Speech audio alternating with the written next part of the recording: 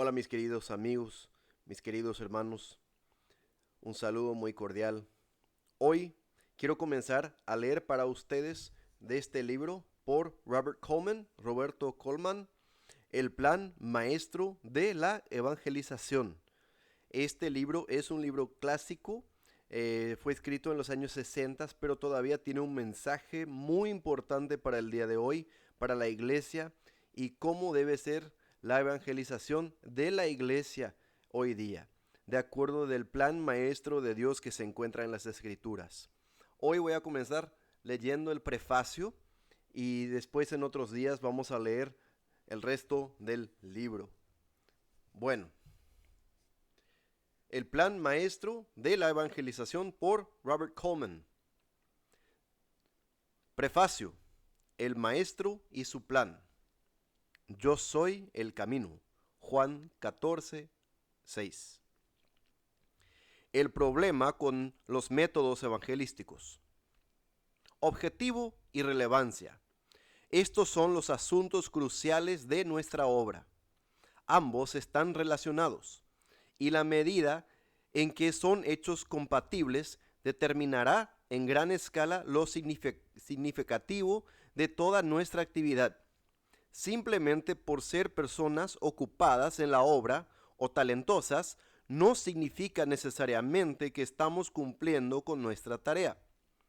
La pregunta que siempre debemos hacernos es, ¿vale la pena hacerlo? ¿Ayudará esto a completar la tarea? Esta es una pregunta que debe ser considerada continuamente en relación a la actividad evangelística de la Iglesia. Todos nuestros esfuerzos para mantener los programas marchando, ¿están cumpliendo con la gran comisión de Cristo? ¿Estamos viendo una creciente cantidad de personas dedicadas a alcanzar el mundo con el Evangelio como resultado de nuestro ministerio? El hecho de que estamos ocupados en hacer funcionar un programa de evangelismo tras otro en nuestras iglesias no se puede negar. Pero, ¿estamos logrando nuestro objetivo? En este punto el asunto enfoca inmediatamente la necesidad de una estrategia diaria bien pensada, en términos de la meta a largo alcance. Necesitamos saber de qué manera nuestra línea de acción encaja dentro del plan de Dios que Él tiene para nuestras vidas. Si es que la misma ha de estremecer nuestras almas con un sentido de destino. Esto es cierto de cualquier procedimiento o técnica empleada para propagar el Evangelio, así como un edificio es construido de acuerdo al plan para el cual será usado. De la misma manera, todo lo que hacemos debe tener un propósito. De no ser así, nuestra actividad puede perderse en plena confusión y falta de propósito. Esta es la razón por la cual se ha intentado este estudio. Este es un esfuerzo por ver los principios que dominan los movimientos del maestro, en la esperanza de que nuestra propia labor sea conformada a un patrón similar. Como tal, el libro no busca interpretar métodos específicos usados por Cristo en el evangelismo personal o de masa. Por el contrario, este es un estudio de los principios que guiaron su ministerio, principios que determinaron sus métodos. Este podría llamarse un estudio de su estrategia de evangelismo, alrededor de la cual su vida fue orientada cuando anduvo aquí en la tierra. Sorpresivamente, ha habido muy poco publicado sobre este tema, aunque por supuesto la mayoría de los libros sobre métodos evangelísticos siempre mencionarán de pasada algo sobre este tema. Lo mismo se puede decir en cuanto a estudios sobre los métodos de enseñanza usados por Jesús, así como las historias generales que tratan sobre la vida y la obra de Cristo. Probablemente el estudio más detallado hasta la fecha sobre el plan general del evangelismo del Maestro ha sido en referencia al entrenamiento de los discípulos, de los cuales The Training of the 12 o El entrenamiento de los 12 por A.B. Bruce es el mejor. publicado primeramente en 1871 y revisado en 1899. Esta narración del crecimiento de los discípulos en presencia del Maestro permanece aún insuperada por la riqueza de su discernimiento en este tema. Otro libro, Pastor Pastorum, por Henry Latham, escrito en 1890, presta atención en particular al estilo usado por Jesús de entrenar hombres, aunque menos extenso en su análisis. Desde la publicación de estos primeros estudios, un número de otras obras menores han aparecido, las cuales ofrecen estímulo para continuar desarrollando el tema. No todas estas obras comparten el mismo punto de vista teológico dentro del mundo evangélico, pero es interesante notar que sus resultados son muy similares cuando se trata de evaluar la motivación central de la obra de Jesús con sus discípulos. Esto es igualmente cierto de numerosas obras prácticas sobre las varias facetas de la vida y ministerio de la Iglesia que han sido publicadas en años recientes. De manera notable en la literatura concerniente al movimiento creciente de las células y el evangelismo laico, aunque consciente de que estos autores no escriben principalmente desde el punto de vista de una estrategia evangelística, debemos reconocer nuestra deuda para con ellos por su consideración de los principios fundamentales en el ministerio y misión de nuestro Señor. Sin embargo, el tema de la estrategia básica de Jesús rara vez ha recibido la atención que se merece. Aunque apreciamos la labor de aquellos que han considerado el tema y reconocemos sus hallazgos, la necesidad de más investigación y clarificación queda siempre con nosotros, y esto es especialmente cierto del estudio de las mismas fuentes originales. Uno debe ir al Nuevo Testamento y a los Evangelios en particular para realmente ver el plan de Jesús. Ellas son, después de todo, las únicas narraciones de testigos oculares que tenemos del Maestro en acción. Ciertamente los Evangelios fueron escritos principalmente para mostrarnos a Cristo, el Hijo de Dios, y para que por fe podamos tener vida en su nombre. Pero lo que a veces fallamos en ver es que la revelación de esa vida en Cristo incluye la forma en que Él vivió y enseñó a otros a vivir. Debemos recordar que los testigos que escribieron los libros no solo vieron la verdad, sino que fueron transformados por ella. Por esta razón, al contar la historia, invariablemente señalaron aquellas cosas que fueron de influencia para ellos y para otros, para dejar todo lo que tenían y seguir al Maestro. Por supuesto, no todo es narrado. Al igual que cualquier otro narrador histórico, los escritores de los Evangelios presentaron un cuadro general al elaborar sobre sus pocos personajes y experiencias características, trayendo a la vez ciertos puntos críticos en el desarrollo de los eventos. Pero de las cosas que fueron cuidadosamente seleccionadas e incluidas con toda integridad bajo la inspiración del Espíritu Santo, podemos estar seguros que ellos están diseñadas para enseñarnos cómo seguir en el camino del Maestro. Esa es la razón por la cual la narración escritural de Jesús constituye nuestro mejor y único inerrante libro de textos sobre evangelismo. Partiendo de esto, el plan de este estudio ha sido el seguirle la huella a los pasos de Jesús según es presentado en los Evangelios, sin innecesarias recurrencias a fuentes secundarias.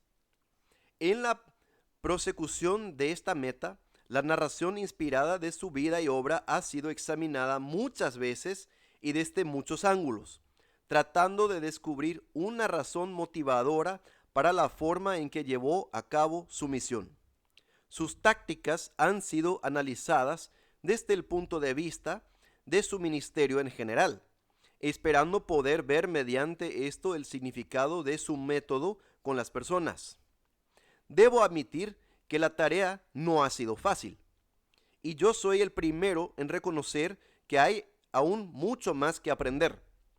Las dimensiones infinitas del Señor de gloria simplemente no pueden ser confinadas dentro de ninguna interpretación humana de su perfección. Y mientras más uno le contempla, más se convence de que es así. Pero aún reconociendo esto, no hay estudio que ofrezca mayor provecho. Aunque limitada como es nuestra capacidad de percepción, sabemos que en Él tenemos un Maestro perfecto. Él nunca cometió error alguno.